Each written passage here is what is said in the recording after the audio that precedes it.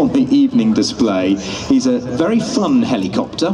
He's our Otto, and we can't wait to see him very, very soon. But before Otto, look to the left, look over Clacton Pier, and we can see the arrival of the B-25 Mitchell. Peter McNamara is with me, and Peter McNamara is going to tell us a little bit about this aircraft as we see her in front of us. Yes, so we are missing the Lancaster from the Battle of Britain Memorial flight, but we have two World War II bombers to display for us all this afternoon. This is the first of those, the B-25 Mitchell.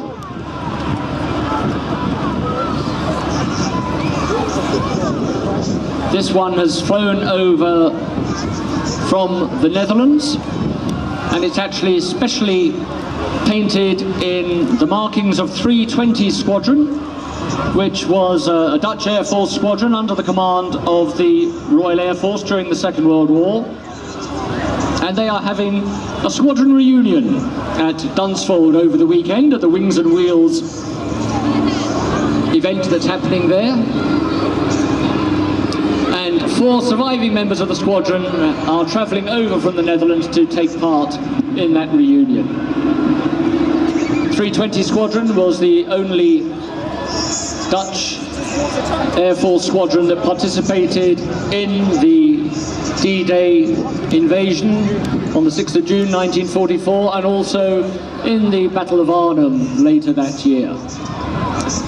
Now you'll see as the B-25 circles round, they'll be variously lowering the undercarriage, opening the bomb bay doors so we can get a closer look at the working parts of this aircraft.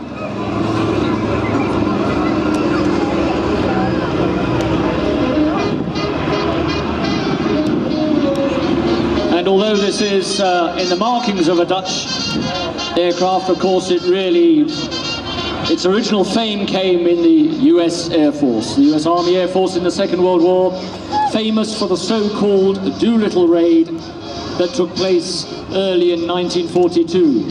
You may recall it was the 7th of December 1941, as the US President said, a day that would live in infamy, that the Japanese Imperial Air Force attacked the US Pacific Fleet at Pearl Harbor in Hawaii, and the imperialist Japanese government told their civilian population that the Japanese island was safe from any retribution by the enemy.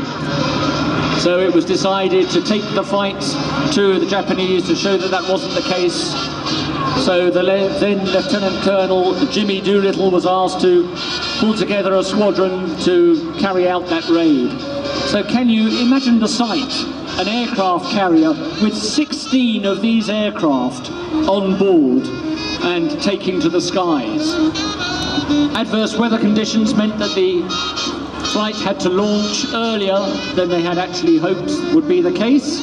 They all reached their target, which was Tokyo, and although not much damage was caused, the psychological impact on the Japanese was incalculable, and it also caused an impact to the Japanese war effort, because it meant they had to divert valuable resources to defending the islands of Japan that they'd previously thought impregnable.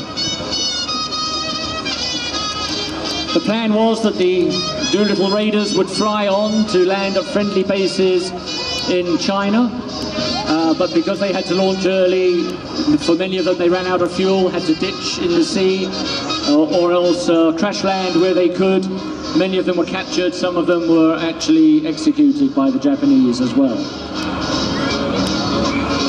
But it was a great precursor to what followed later that year, the Battle of Midway, which really turned the tide of the Pacific War. Now the growl that you can hear there is from 2 Wright Cyclone engines, each with 14 cylinders and 42.6 litre capacity. That's fantastic, isn't it? 2 great big radial engines producing 1,700 shaft horsepower each. Sounds expensive to run. Expensive to run, for sure, yes. I mean, goodness me, I know my tank is enough to fill up these days. Wow, how can something be so graceful but so, well, scary looking? Yes, we mustn't forget their original purpose, indeed.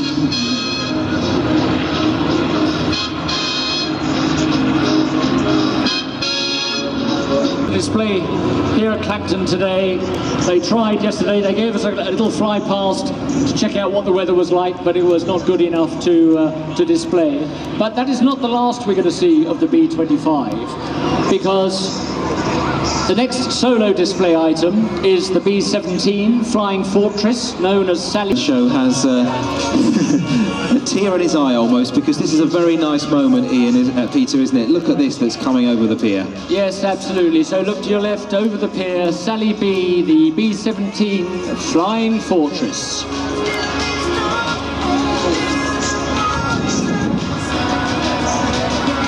So Len, the Lancaster tail gunner, may be missing the Lancaster this afternoon, but hopefully the American Air Force's equivalent 4-engine heavy bomber will bring a nostalgic tear to your eye, sir.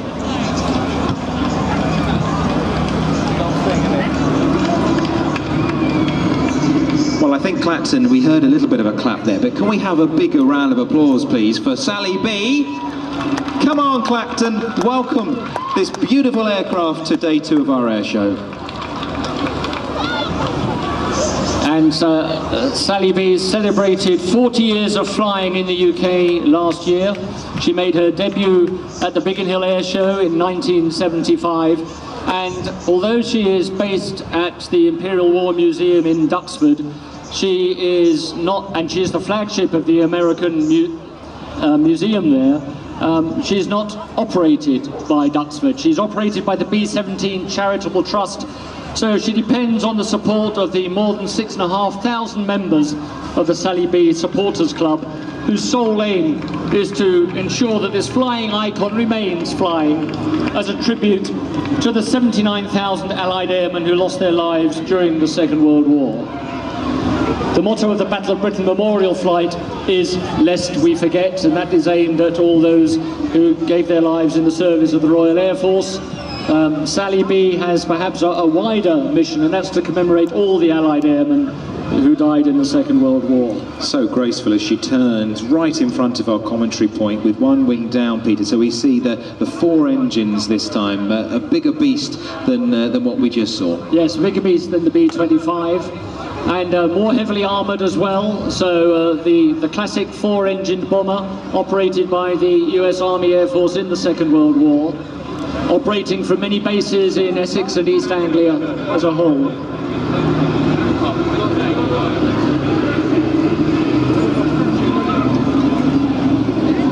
The aircraft is powered by 4 Wright Cyclone radial engines, each producing 1,200 horsepower at 15,000 feet, which gives the aircraft a top speed of 287 miles an hour, but a normal cruising speed of 150 miles an hour. Interestingly enough, although a similar size to the Lancaster, it had a much lighter bomb load with a capacity of 6,000 pounds compared to the 22,000 pound bomb load of the specially modified Lancasters that were used to carry the Grand Slam and the Tall Boy bombs. Now that's a great picture, isn't it? B-17 over Clacton Pier.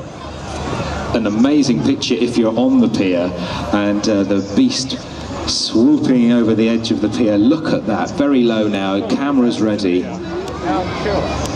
Now this is a great photo opportunity as Peter Kuipers, the captain, gives us a topside pass. We never get close here.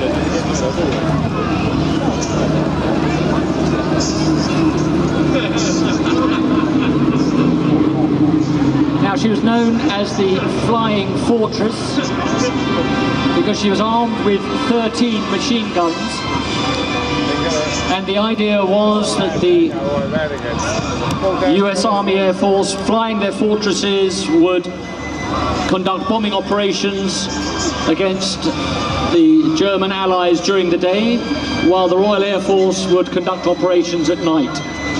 So the Flying Fortress, more heavily armed than the Lancaster, and the Flying Fortresses used to fly in a barrel formation So imagine you're looking down a barrel lying on its side, and they were scattered all around the outside of the barrel. The idea being that gave them sufficient crossfire to be able to handle any fighters that were sent up to intercept them.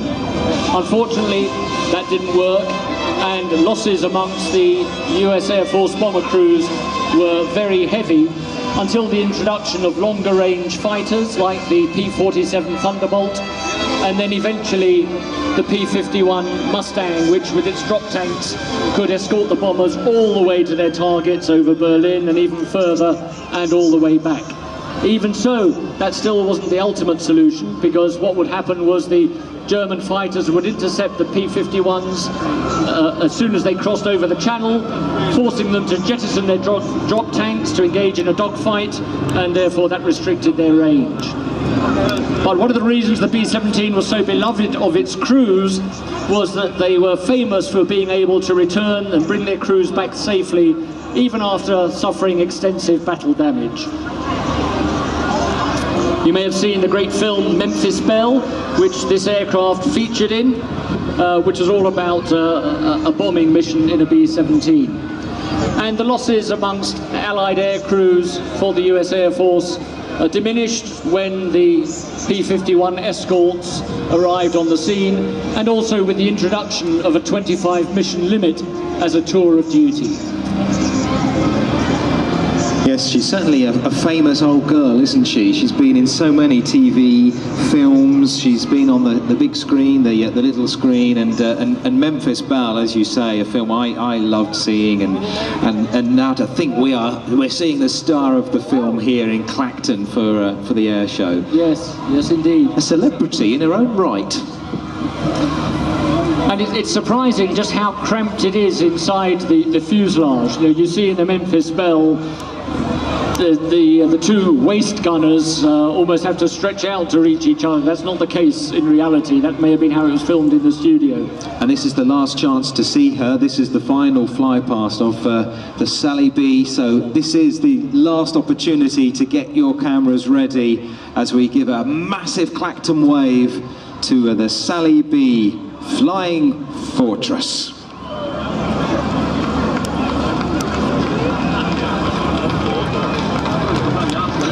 And there she is, streaming smoke from her port engine, simulating a returning bomber from a raid on Germany, shot up but still bringing her crew home successfully.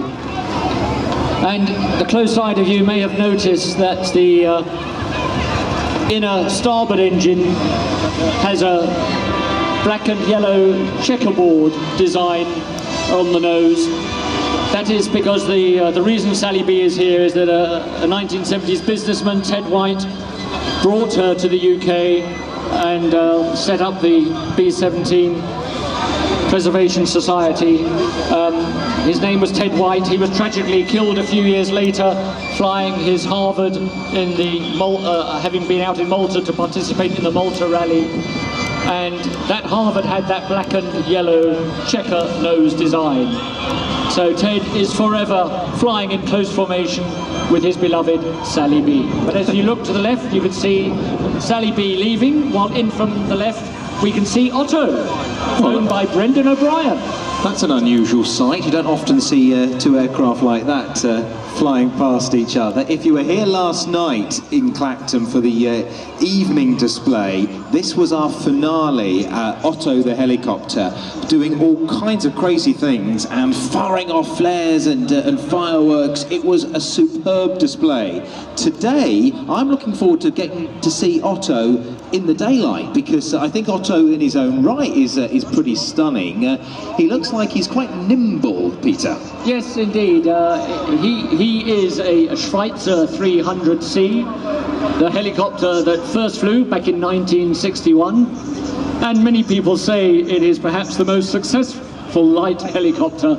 It's used for training helicopter pilots, also used in agriculture as a crop spraying aircraft, and also as a personal transport, because it's got a nice big bubble canopy that gives you very good visibility, and it can actually accommodate 3 people. Oh, that'd be nice. Get me home quick from work. Certainly beat the traffic jams, yes indeed. So the 300C is an uprated version of the earlier models. It has a maximum speed of 109 miles an hour. Now Brendan has brought the aircraft to a stop. You can see generating loads of smoke. Fireworks aren't appropriate for the day, but there he is flying backwards. You won't see any other aircraft flying backwards during the display. How can he do that? Well, what Brendan describes this display as chopperbatics. So it's aerobatics in a chopper, in a helicopter. Now, as you said earlier, Ian, Otto is a new arrival on the UK airshow scene, having successfully displayed for many years in the US and also in Australia. And Brendan saw it and decided to bring the acts and the aircraft over to the UK. And with his pyrotechnics last night, if you were not here last night, you really missed it. And if it's repeated at next year's air show, you must come down for the night pyrotechnics. They were superb, weren't they? Stunning. And check out BBC Essex Twitter and Facebook for some videos of last night, just to give you a taster. But yeah, it was an amazing experience. I'm looking forward to seeing what Brendan does for the next few minutes. And he's really sort of swinging that helicopter left to right, left to right. It must be fairly uncomfortable in there for him, I'd have thought.